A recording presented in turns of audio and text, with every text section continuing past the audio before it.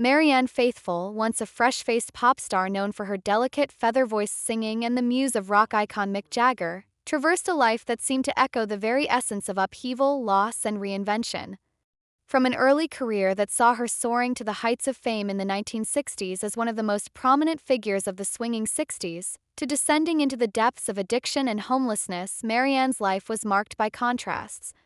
Yet, through it all, she managed to reinvent herself in her early 30s, emerging as a radically altered artist and critically acclaimed cabaret performer. Her extraordinary journey came to an end on Thursday in London, where she passed away at the age of 78. While the cause of her death was not immediately revealed, it marked the close of a remarkable and tumultuous life that had captivated the public for decades. Her passing was confirmed by a spokesperson, but few details were provided. In the aftermath of her death, tributes poured in from fans, friends, and fellow artists who had admired her for the raw honesty and depth that her voice and her music carried. Marianne Faithfull's life became as much about the turbulent experiences she lived through as the music she created. As the 1960s unfolded, she became an icon, the quintessential figure in the world of British pop. Her voice, ethereal and childlike in her early years, captivated the masses with hits like As Tears Go By, a song that was written by Rolling Stones' Mick Jagger, Keith Richards, and Rolling Stones manager Andrew Loog Oldham. In this period, Marianne was seen as the epitome of the beautiful, innocent pop star.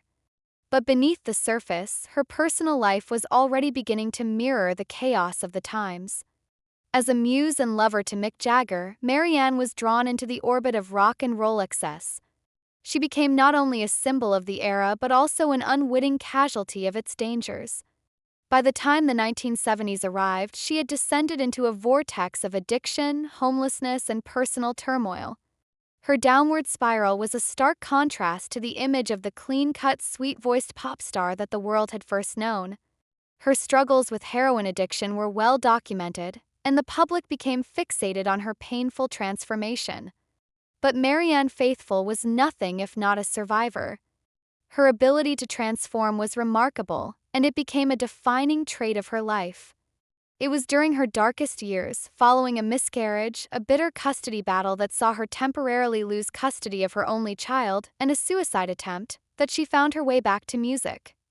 Her journey to redemption was not an easy one. It was marked by stints in rehab, moments of despair, and a public drug arrest in 1967, which was also linked to Mick Jagger and the Rolling Stones in the press.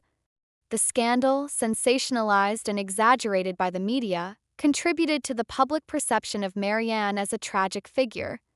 Yet, it was precisely this darkness that would come to inform her later work in a way that was both profound and transformative.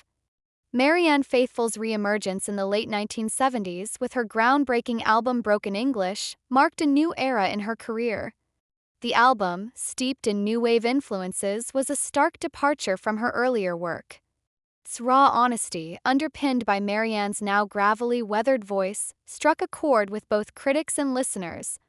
The album's themes, rooted in heartbreak, personal disillusionment, and survival, resonated deeply in a world that was increasingly willing to listen to music that was raw and unpolished, far removed from the saccharine pop of the past. "I've got the right voice for me," she said in an interview with The Independent in 2008, reflecting on her new sound. "It gives an edge to everything." She continued, "I don't have to act out, I just have to open my mouth and there it is." In her voice, listeners could hear the echoes of all she had endured, the loss, the pain, the recovery.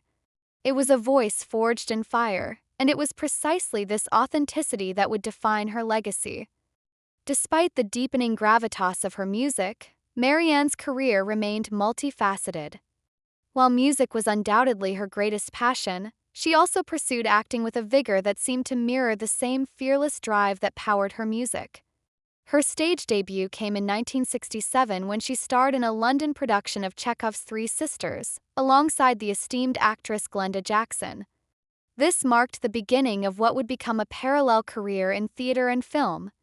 She later appeared in the 1968 film I'll Never Forget What's His Name, where she gained a piece of cinematic history by becoming the first person to utter the F word in a major studio film. The following year, she starred as the title character in The Girl on a Motorcycle, opposite the legendary Alain Delon. The film, which combined sexuality and surrealism, showcased her ability to bring depth to complex and often controversial roles. Later, in 1969, she played Ophelia in a respected film version of Hamlet starring Nicol Williamson. But it was in the years following that she would find new layers of her acting craft. Marianne's acting career flourished in the 2000s, and her role in the 2007 French film Irina Palm earned her a nomination for Best Actress at the European Film Awards. In this film, she portrayed a 60-year-old prostitute, an intensely conflicted character that explored themes of desperation, loss, and redemption. The film and her performance received widespread critical acclaim, proving that her talent extended far beyond her musical achievements. Alongside her acting career, Marianne Faithfull's contributions to the Rolling Stones' legacy cannot be overlooked. She not only inspired some of their most iconic songs but also had a hand in creating them. The legendary song Sympathy for the Devil was influenced by Mikhail Bulgakov's novel The Master and Margarita, a book that she had introduced to Mick Jagger. Additionally, her contribution to Wild Horses, the line "Wild Horses couldn't drag me away," became one of the most famous lyrical refrains in rock history. Marianne also co-wrote Sister Morphine, a song that she originally released as a solo single in 1969. This haunting and poignant track would later appear on the Rolling Stones' Sticky Fingers album, though Marianne wouldn't receive writing credit for their version until years later, following a legal battle. Throughout her career, Faithfull was far more than just a muse to the Rolling Stones or a pop star caught in the web of the 60s hedonism. She became a symbol of survival. The ups and downs of her personal life, from the tragic to the triumphant, were intimately woven into the fabric of her music, making her a deeply influential figure in both the rock and cabaret worlds. She had learned to embrace the persona that had once been thrust upon her, transforming it into something deeply personal and authentic. It was this process of self-reinvention, this coming to terms with both her public and private selves, that made Marianne Faithfull one of the most complex and fascinating figures in the world of music and beyond. Her death, while signaling the end of an era, also marks the culmination of a life that was both extraordinary and inspiring. Marianne Faithfull's story was not one of a perfect, unblemished career. It was one of struggle, survival, and profound transformation. In the end, she became an artist who was unafraid to bare her soul, to reveal the raw, unvarnished truths that so many others were too afraid to confront. And for that, she will always be remembered. Her passing leaves behind a legacy of music that will continue to inspire and resonate with generations to come. Through the darkness of her personal struggles, Marianne Faithfull found a way to transform herself into an artist of depth and authenticity, whose voice and story will forever remain etched in the annals of rock and music history.